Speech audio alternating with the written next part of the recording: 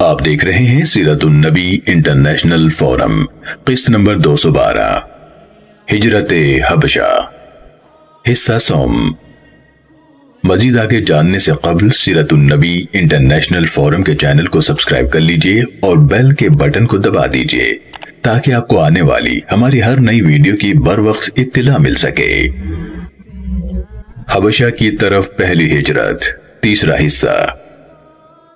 ماہ رجب بعثت کے 5ویں سال میں مہاجرین کا یہ پہلا کارواں حبشہ روانہ ہوا۔ 3 ماہ کا عرصہ انہوں نے بڑے امن و عافیت سے گزارا۔ ایک روز انہیں اطلاع ملی کہ اہل مکہ نے اسلام قبول کر لیا ہے۔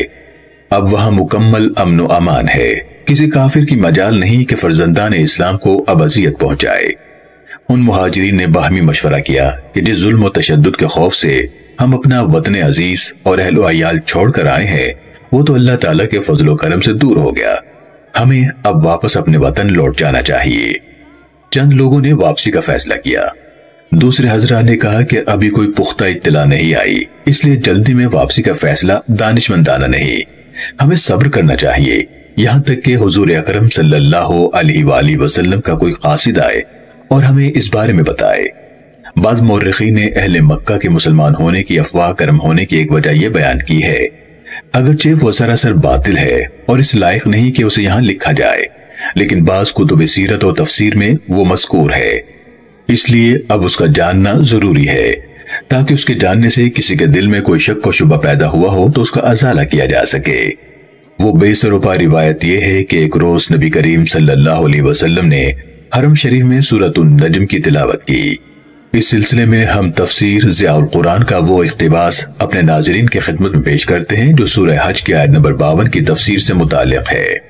اللہ فرماتا ہے وَمَا أَرْسَلْنَاكَ مِن قَبْلِكَ مِن رَّسُولٍ وَلَا نَبِيٍّ إِلَّا إِذَا تَمَنَّى أَلْقَى الشَّيْطَانُ فِي أُمْنِيَّتِهِ فَيَنسَخُ اللَّهُ مَا يُلْقِي الشَّيْطَانُ ثُمَّ يُحْكِمُ اللَّهُ آيَاتِهِ وَاللَّهُ عَلِيمٌ حَكِيمٌ۔ اور ہم نے آپ سے پہلے کوئی رسول نہیں بھیجا اور نہ کوئی نبی، مگر سب کے ساتھ یہ واقعہ گزرا کہ جب اس رسول یا نبی نے لوگوں پر کلام الہی پڑھا تو شیطان نے لوگوں کے ذہنوں میں اس نبی کے پڑھے ہوئے یعنی تلاوت شدہ کلام میں اپنی طرف سے باطل شبہات اور فاسد خیالات کو ملا دیا۔ سو شیطان جو وسوسے سننے والوں کے ذہنوں میں ڈالتا ہے، اللہ انہیں زائل فرما دیتا ہے، پھر اللہ اپنی آیتوں کو اہل ایمان کے دلوں میں نہایت مضبوط کر دیتا ہے، اور اللہ خوب جاننے والا بڑی حکمت والا ہے۔ اللہ تعالیٰ اپنے نبی کریم صلی اللہ علیہ وسلم کو بتا رہا ہے کہ آپ سے پہلے ہم نے جتنے رسول اور نبی مبعوث فرمائے ان کے ساتھ یہ معاملہ ہوا کہ جب انہوں نے ہماری آیتیں لوگوں کو پڑھ کر سنائیں تو شیطان نے ان لوگوں کے دلوں میں ان آیات کے بارے میں طرح طرح کے شکوک و شبہات پیدا کر دیے۔ بجائے اس کے کہ وہ ان آیات کو قبول کرتے، الٹا ان کے خلاف محاذ قائم کر لیا اور اعتراضات کی بوچھاڑ شروع کر دی۔ یہ مفہوم متعدد دوسری آیتوں میں بھی بیان فرمایا گیا ہے۔ وَإِنَّ الشَّيَاطِينَ لَيُوحُونَ إِلَىٰ أَوْلِيَائِهِمْ لِيُجَادِلُوكُمْ کہ شیطان اپنے چیلوں کے دلوں میں طرح طرح کے وسوسے ڈالتے ہیں تاکہ وہ تمہارے ساتھ بحث مباحثہ شروع کر دیں۔ دوسری آیت مبارکہ میں ہے وَكَذَلِكَ جَعَلْنَا لِكُلِّ نَبِيٍّ عَدُوًّا شَيَاطِينَ الْإِنسِ وَالْجِنِّ يُوحِي بَعْضُهُمْ إِلَىٰ بَعْضٍ زُخْرُفَ الْقَوْلِ غُرُورًا وَلَوْ شَاءَ رَبُّكَ مَا فَعَلُوهُ فَذَرْهُمْ وَمَا يَفْتَرُونَ۔ اور اسی طرح ہم نے ہر نبی کے لیے انسانوں اور جنوں میں سے شیطانوں کو دشمن بنا دیا جو ایک دوسرے کے دل میں ملمہ کی ہوئی چکنی چپڑی باتیں وسوسے کے طور پر دھوکہ دینے کے لیے ڈالتے رہتے ہیں، اور اگر آپ کا رب انہیں جبراً روکنا چاہتا تو وہ ایسا نہ کر پاتے، سو آپ انہیں بھی چھوڑ دیں اور جو کچھ وہ بہتان باندھ رہے ہیں اسے بھی۔ پہلے شیاطین جن و انس نے جو سلوک اپنے ہاتھیوں کے ساتھ کیا تھا بعینہ ہی وہی رویہ مکے کے مشرکین نے اختیار کیا جب یہ آیت مبارکہ نازل ہوئی۔ حرم علیکم المیتۃ یعنی تم پر اس اللہ نے مردار کو حرام کر دیا ہے، تو مشرکین اسے لے اڑے اور اس پر یہ اعتراض جڑ دیا کہ دیکھو جی، جسے خود مارتے ہیں اس کو تو حلال اور پاک کہہ رہے ہیں، اور جسے خدا نے مارا وہ ان کے نزدیک حرام اور پلید ہے۔ جب سود کی حرمت کا حکم نازل ہوا تو ان کی زبانیں قینچی کی طرح چلنے لگی کہ ذرا انصاف تو دیکھو کہ بیع تو ان کے لیے حلال ہے اور سود حرام۔ حالانکہ دونوں میں نفع ہے۔ یہ کہاں کی عقل مندی ہے کہ دو ایک جیسی چیزوں میں سے ایک کو حرام اور دوسری کو حلال کر دیا جائے۔ اسی قسم کے متعدد واقعات ہیں جن کے متعلق شیطان ان کو بھڑکاتا اور وہ اسلام کے خلاف بڑے جوش و خروش سے پروپیگنڈا کی ایک نئی مہم کھڑی کر دیتے، لیکن اللہ تعالیٰ اپنی حکمت کاملہ سے اور دلائل قاہرہ سے باطل کا پول کھول دیتا اور حق کی روشنی پھر ہر طرف پھیل جاتی۔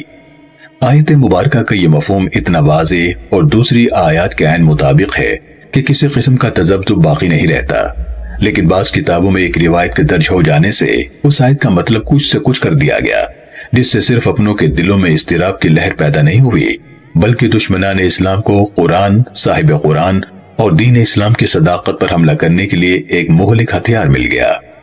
چاہیے تو یہ تھا کہ اس آیت مبارکہ کی اس واضح اور صاف تشریح پر ہی ہم اکتفا کرتے اور اس روایت کی طرف التفات کیے بغیر آگے بڑھ جاتے، لیکن کیونکہ یہ روایت ہماری کتابوں میں رہ پا گئی ہے اور دشمنان اسلام نے اس سے فائدہ اٹھا کر اسلام کے خلاف طوفان برپا کر رکھا ہے، اب اس سے تعرض نہ کرنا بھی ادائے فرض میں کوتاہی کے مترادف ہے، اس لیے بادل نخواستہ وہ روایت نقل کر رہے ہیں۔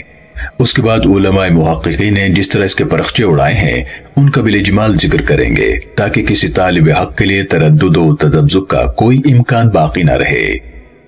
کہا یہ گیا ہے کہ اس آیت کی شان نزول یہ ہے کہ ایک روز حرم شریف میں کفار و مشرکین کے ایک اجتماع میں حضور اکرم صلی اللہ علیہ وسلم نے سورہ نجم کی تلاوت فرمائی۔ جب آپ صلی اللہ علیہ وسلم ان آیت مبارکہ پر پہنچے، أَفَرَأَيْتُمُ اللَّاتَ وَالْعُزَّى وَمَنَاةَ الثَّالِثَةَ الْأُخْرَى، یعنی کیا تم نے لات اور عزا دیویوں پر غور کیا ہے اور اس تیسری ایک اور دیوی منات کو بھی غور سے دیکھا ہے؟ تم نے انہیں اللہ کی بیٹیاں بنا رکھا ہے۔ تو شیطان نے العیاذ باللہ زبان پر یہ الفاظ جاری کر دیے، تِلْكَ الْغَرَانِقُ الْعُلَى وَإِنَّ شَفَاعَتُهُنَّ لَتُرْتَجَى، یعنی یہ بت مرغان بلند پرواز ہیں اور ان کی شفاعت کی امید کی جا سکتی ہے۔ یہ سن کر مشرکین کی خوشی کی حد نہ رہی اور حضور پر نور صلی اللہ علیہ وسلم کا اسم گرامی لے کر کہنے لگے کہ وہ اپنے پرانے دین کی طرف لوٹ آیا ہے، آج اس کی اور ہماری عداوت ختم ہو گئی۔ اور جب حضور اکرم صلی اللہ علیہ وسلم نے سورہ نجم کی سجدے والی آیات پڑھی تو آپ صلی اللہ علیہ وسلم نے بھی سجدہ کیا اور مشرکین نے بھی سجدہ کیا۔ اس کے بعد حضرت جبرائیل امین علیہ السلام آئے اور آپ صلی اللہ علیہ وسلم کو کہا کہ میں نے آپ کو یہ سورت مبارکہ اس طرح وحی نہیں کی تھی جس طرح آپ نے پڑھی۔ یہ سن کر آپ صلی اللہ علیہ وسلم کو از حد رنج و غم ہوا۔ اس رنج و غم کو دور کرنے کے لیے یہ آیت مبارکہ نازل ہوئی کہ آپ غم نہ کریں، پہلے بھی جتنے رسول اور نبی گزرے ہیں سب کے ساتھ ایسا ہوا ہے۔ محترم سامعین و ناظرین کرام، اللہ رب العالمین قرآن مجید فرقان حمید میں ارشاد فرماتا ہے، ما کان محمد ابا احد من رجالکم ولکن رسول اللہ وخاتم النبیین وکان اللہ بکل شیء علیما، یعنی محمد صلی اللہ علیہ وسلم تمہارے مردوں میں سے کسی کے باپ نہیں ہے لیکن وہ اللہ کے رسول ہیں اور سب انبیاء کے آخر میں یعنی سلسلہ نبوت کو ختم کرنے والے ہیں، اور اللہ ہر چیز کا خوب علم رکھنے والا ہے۔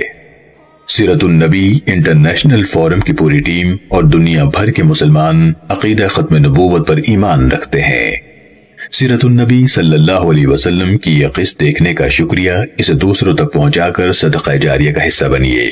ہم کسی بھی قسم کی غلطی پر معذرت خواہ ہیں اور معتبر دلیل کی بنیاد پر اصلاح کے لیے شکر گزار ہوں گے، جبکہ آپ کی پرخلوص دعاؤں کے طلبکار ہیں۔ جزاکم اللہ خیرا کثیرا۔ آگے کیا ہوا یہ جاننے کے لیے دیکھتے رہیے سیرت النبی انٹرنیشنل فورم۔